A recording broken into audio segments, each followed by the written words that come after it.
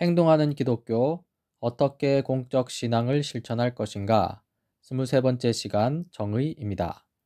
이 하나님 나라와 정의는 서로 관련이 있습니다. 성경 몇 구절을 살펴보자면요. 이 하나님의 나라는 먹는 일과 마시는 일이 아니라 성령 아래서 누리는 의와 평화와 기쁨입니다. 주님께서 오신다. 그가 땅을 심판하러 오시니 주님 앞에 환호성을 올려라. 그가 정의로 세상을 심판하시며 뭇 백성을 공정하게 다스리실 것이다. 이렇게 하나님 나라의 좋은 소식은요. 하나님의 정의가 세상에 팽배 있는 모든 불의를 종식시킬 것이라는 소식입니다. 곧 정의가 온전히 이루어질 것이라는 소식이죠. 이렇듯 기독교 신앙은 하나님의 정의가 반영된 사회를 갈망하며 추구합니다. 자, 그렇다면 이 정의란 무엇일까요? 먼저 사회 구조와 행동의 관점에서 정의를 살펴볼 수 있습니다. 이것은 일반적으로 사람들이 생각하는 정의 개념입니다. 가령 사법 제도가 있어서 가해자들을 정의에 따라 처벌하는 것, 이것이 정의라는 것이죠. 하지만 이 덕목, 성품의 관점에서 정의를 살펴볼 수도 있습니다. 즉, 정의는 우리가 어떤 사람이며 어떤 성품과 어떤 태도를 가지고 있는지와 관련이 있다는 것이고요. 따라서 한 사회의 정의는 상당 부분 그 사회를 구성하는 사람들의 정의에 달려 있다는 것입니다. 자, 그렇다면 이 덕목으로서의 정의, 곧 정의로운 성품을 가진 사람이 된다는 것은 무슨 뜻일까요? 이 두 가지 유형이 있는데요. 첫 번째 유형은 공의가 강조됩니다. 이 사람들에게 그들이 받아 마땅한 것을 주는 사람이 정의로운 사람이라는 것이죠. 가령 나쁜 일을 했을 때에는 처벌하고 좋은 일을 했을 때에는 보상을 해준다는 것입니다. 이 두 번째 유형은 사랑이 강조됩니다. 이 사람들에게 그들이 받아 마땅한 것, 그 이상을 주는 사람이 정의로운 사람이라는 것이죠. 가령 나쁜 일을 했음에도 불구하고 하나님의 명령에 순종하여 그를 용서해 준다는 것입니다. 이 성경은 이 두 가지 유형의 정의를 모두 포괄합니다. 더 정확하게 표현하자면 이 두 번째 유형은요, 이 첫 번째 유형에 반대되는 것이 아니라 이 첫 번째 유형이 목표로 하는 것을 실현시킵니다. 즉, 사랑을 통해서 참된 정의를 실현시킨다는 것이고요. 이 십자가를 통해 나타난 하나님의 사랑이 정의가 넘치는 하나님 나라를 실현시킨다고도 할 수 있습니다. 이러한 덕목으로서의 정의, 그러한 정의의 공적 유익으로 네 가지를 생각할 수 있는데요. 첫째, 이 정의로운 성품은 이익 판결 모델을 거부함으로써 좀 더 나은 사회를 실현시킬 수 있습니다. 여기서 이익 판결 모델이 무엇이냐면요. 이 민주주의 사회는 개인적 이익을 추구하고 그 이익을 옹호하는 틀을 제공해야 한다는 정치 모델입니다. 이 모델 아래에서 이 민주주의 제도들은 최대한의 공정한 경쟁을 보장받게 되는데요. 이렇게 개인의 자유와 이익 추구 행위가 보장받지만 이것이 항상 좋은 것은 아닙니다. 이 개인적 이익 추구가 자칫 공동의 이익 침해로 이어질 수 있어서 그렇습니다. 실로 정의는 내가 받는 것을 극대화하려는 것이 아니라요.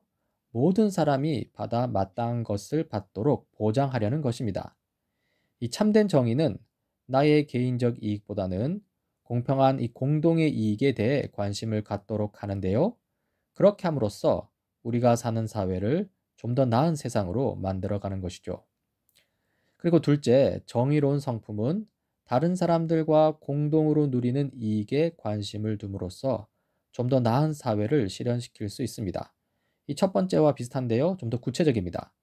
이 도로, 학교, 식수, 식품 안전성 조건, 안정된 화폐 유통, 이 맑은 공기 등과 같이 이 공동으로 누리는 이익을 최대화함으로써 하나님 나라, 곧 좀 더 나은 사회를 실현시킬 수 있는데요. 하지만 이 개인적 이익을 얻기 위해서 이런 공동의 유익을 해치는 경우가 있습니다. 가령 님비 현상이라고 하죠.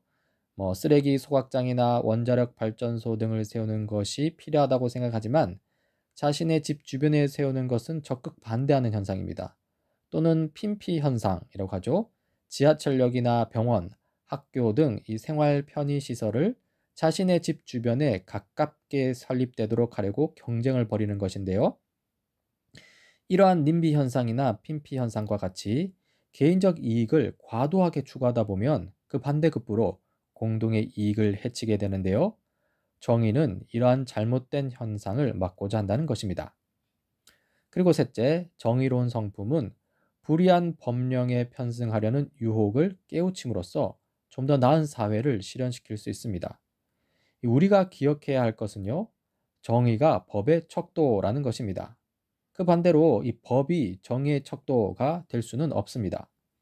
즉, 악법은 정의라는 덕목에 따라 고쳐져야 하고요. 그리고 악법을 따르는 것을 결코 정의로 포장할 수 없습니다. 가령 노예 제도를 생각해 봅시다. 이 노예 제도 폐지에 중요한 역할을 한 윌리엄 윌버포스라는 인물이 있죠. 그 당시 이 노예 소유주들은요, 이 노예 제도 법률을 통해 자신들이 합법적으로 재산권을 행사하고 있다고 주장했습니다. 하지만 윌버포스는요, 이 노예 소유주들이 본성, 이성, 정의, 종교에 반하는 불법적 권리로 노예를 소유하고 있다고 주장했습니다. 이 노예 소유주들은 악법에 따라 자신의 행위를 정의로 포장하려고 했지만요, 윌버포스는 정의를 통해 법의 불법성을 드러낸 것이죠. 그리고 넷째, 이 정의로운 성품은 권력자들의 편에 서려고 하는 인간의 죄성을 깨우침으로써 좀 더 나은 사회를 실현시킬 수 있습니다. 이 일반적으로 사람들은 이 권력자들의 편에 서면 나중에 권력자들이 자기에게 줄 보상을 생각하게 되고요. 혹은 그 반대로 권력자의 편에 서지 않을 경우 나중에 권력자들이 자기에게 줄 불이익을 생각하게 됩니다. 그리고 그런 생각을 하게 되면 이제 힘의 논리에 따라 불의에 빠지기 쉽습니다. 하지만 정의로운 성품은요, 그러한 인간의 죄성을 깨우침으로써 불의에 머물지 않도록 합니다. 이제 우리가 받아 마땅한 것들에 대해 성경은 어떻게 말하는지 좀 살펴봅시다. 이 포도원의 품꾼들 비유인데요. 해당 성경 구절을 읽어보겠습니다. 하늘나라는 자기 포도원에서 일할 일꾼을 고용하려고 이른 아침에 집을 나선 어떤 포도원 주인과 같다. 그는 품삯을 하루에 한 데나리온으로 일꾼들과 합의하고 그들을 자기 포도원으로 보냈다.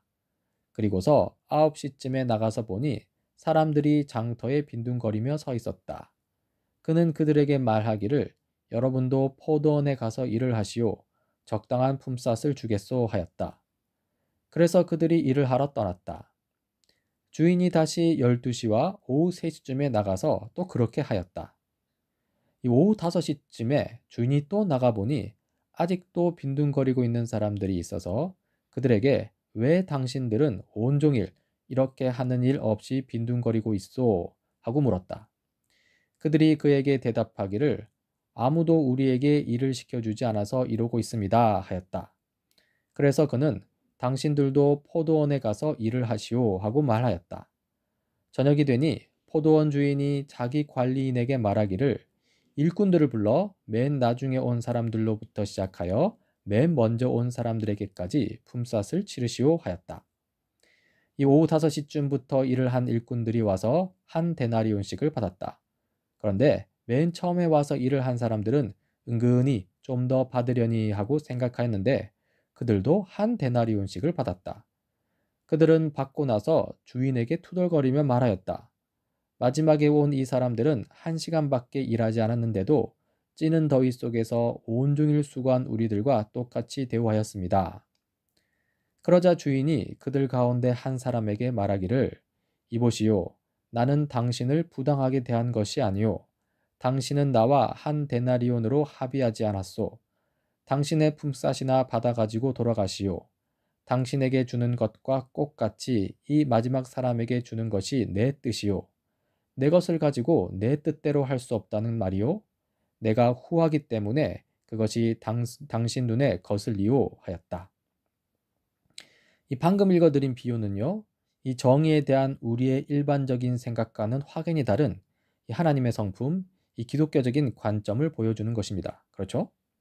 이 정의에 대한 일반적인 생각은 이렇습니다. 일한 만큼 품삯을 받아야 한다는 것이죠. 그것이 바로 정의라고 합니다. 이러한 정의는 일, 노동을 통한 업적에 대한 보상만을 생각합니다. 하지만 정의에 대한 기독교적인 시각은 좀 다릅니다. 이 포도원주의는 오후 5시까지 일 없이 우두커니 서 있는 노동자들을 보았습니다. 그리고 그 노동자들이 받아 마땅한 것, 다시 말해 일을 하여 자기가 살아남는 데 필요한 자원을 얻을 기회를 빼앗겼다고 믿었던 것 같습니다. 즉, 노동을 통한 업적뿐만이 아니라 일을 할 권리도 고려했다는 것이죠. 오후 5시부터 일한 노동자의 경우 오후 5시가 이르기까지 일을 할 권리를 빼앗겼기 때문에 거기에 대한 보상을 해주는 것이 정의라는 것입니다.